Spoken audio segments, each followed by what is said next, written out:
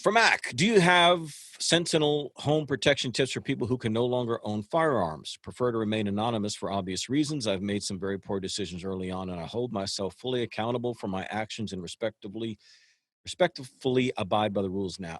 As I've grown, I've had a family, want to protect them, but legally I cannot own a firearm. Any advice?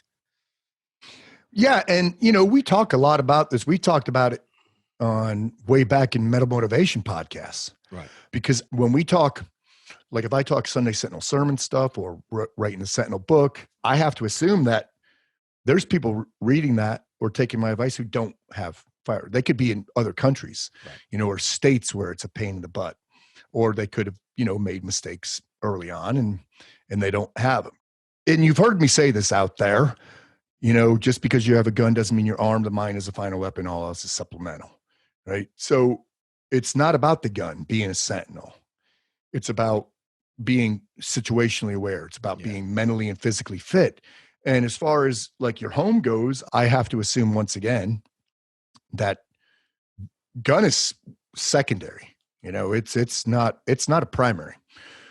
Primary for home is, having covering dead space with lights, with floodlights, covering areas of defilade and dead space with cameras, so that way what you can't see from your home, you could see on a monitor. Having a good torch, a handheld flashlight, having those kind of things readily available. Having supplies, so you don't get caught with your pants down in the event a quarantine happens, which a lot of people got caught with their pants down. Just recently, the storms that ripped through recently, Midwest and all, guys lost power forever. The amount of notes I got, both positive and negative, were so funny. Dude, thank you so much for reminding me to fill my cars full of gas and to have gas because it's all shut down now. And then it was just the opposite too. Bro, I should have listened to your advice because I am out of gas. Yep. So, but I've got a ton of notes just recently about that. Don't get caught with your pants down. And if you have in the past, don't let it become a recurring theme. Learn from that stuff.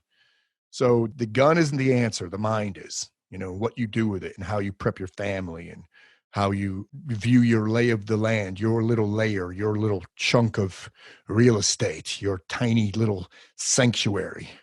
And get a puppy. Yeah, man. Dog, bro.